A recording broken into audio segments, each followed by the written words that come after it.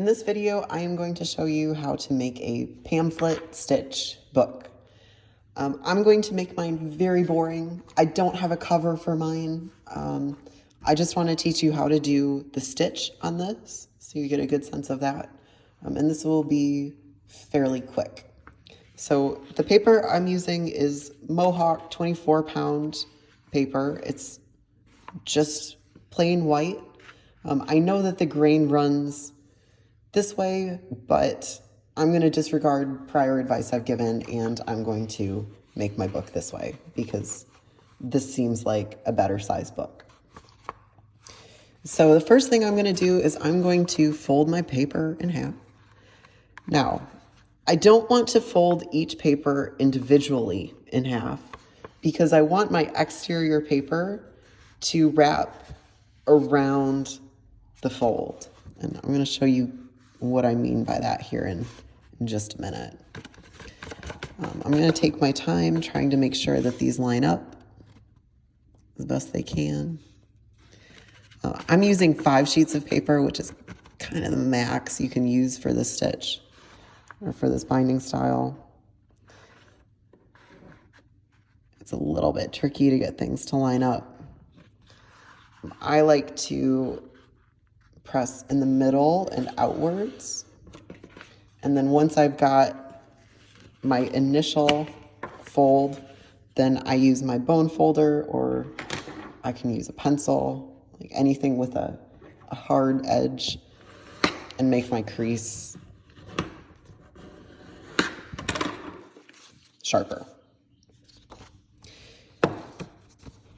So something you'll notice right away is that no matter how carefully you try to line all of your pieces of paper up, they're always going to be a little bit out of whack. That's because the paper that goes around the fold, right, especially these two end pieces, have a longer area to travel than the pieces in the middle. Once you have created a folded chunk like this, or a folio, don't rearrange the pages.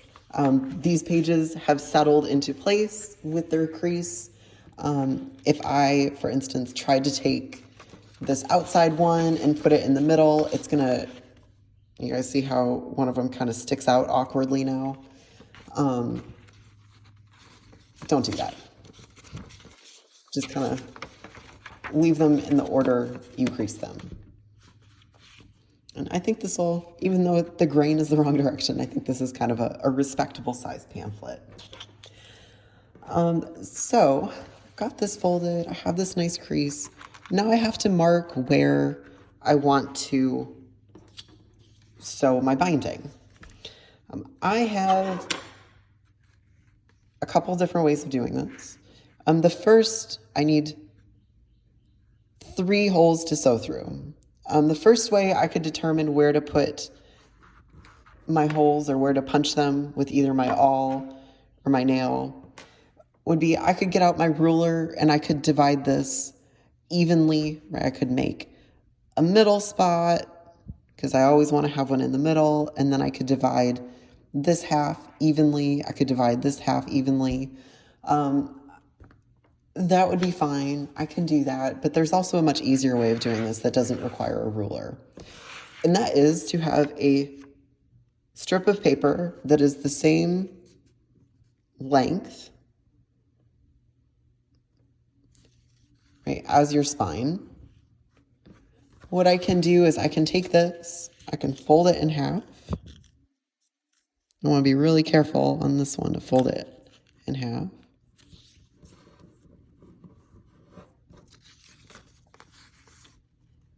Right, so I have my middle crease, and then I can fold into the middle.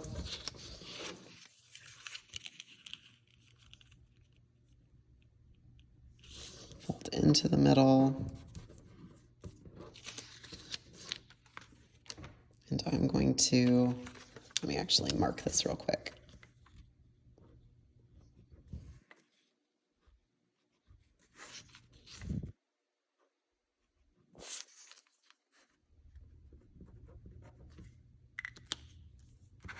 I also want to make sure that I mark my book's top. And so now I have a guide for where I can place my punches. It's really important to get into a good habit of marking the top of whatever guide you have and the top of your book. It's not quite as important with something like this where we're going to punch these 3 holes and we'll be done with it. But if you are making a more complex book with maybe multiple folios, you don't want to suddenly have your book get turned around and then have your holes line up in a slightly different pattern. Even though this is quite easy, things can still go wrong pretty quickly. So it's good to know. It's good to know and make sure things line up all the time. Now, because I don't like holding this all in place, I'm going to take my pencil, not my pen, my pencil, something erasable, and I'm going to mark a dot at all these places. And now I know where I'm going to sew. If you're like me and you have a tapestry needle that is quite blunt, you can use your nail or your awl and just gently punch through. If you have a little bit, see, it's going to punch through here. If you have a sharper needle, you can probably actually just sew through the paper, but my needle is quite blunt, so I'm going to go ahead and do this. Now, I'm making sure that I'm not punching my finger. I'm only sending the tip of the nail through. I'm not punching like massive holes. Ideally, I would have gone straight through the crease, but I kind of missed my mark on a couple of these, and that's okay. There's no going back at this point, so I'm going to live with it. And then I can thread my needle, and I can put this pamphlet together. So I'm just using embroidery floss, nothing fancy.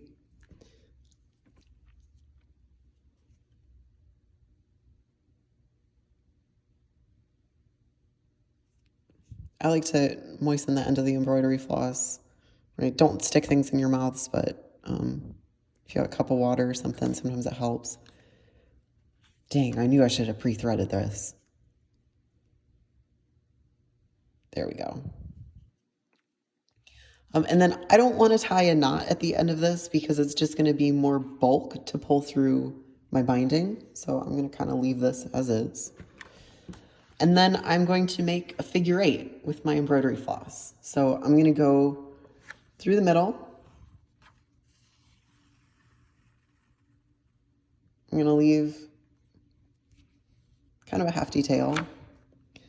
I'm on the outside. I'm going to come back in.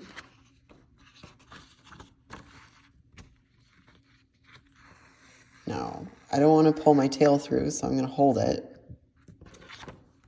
You guys can see I've got this nice green strip there. Then so my needle's on the inside, so I can go back out through the middle. I'm still kind of holding on to the tail because I don't want it to pull through. Then I'm on the outside, so I'm going to go back in.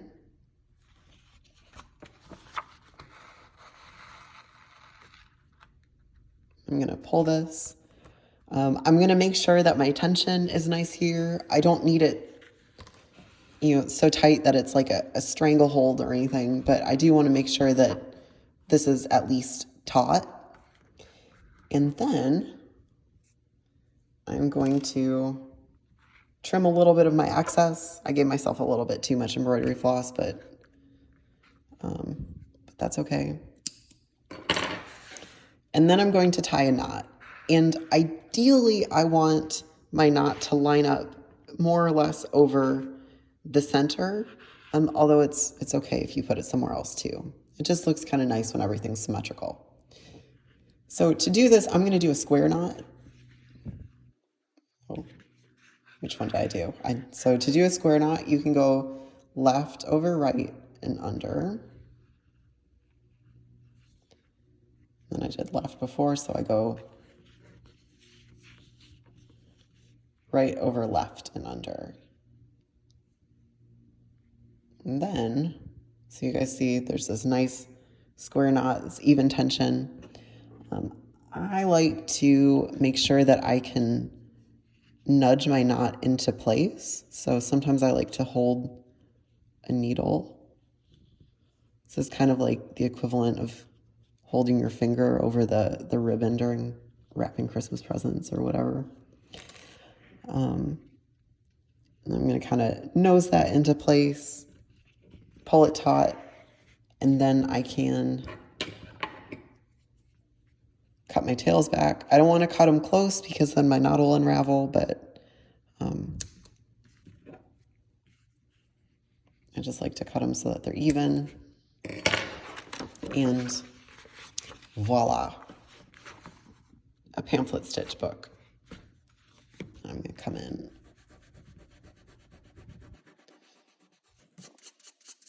Clean that up, and I have a very simple sewn binding book.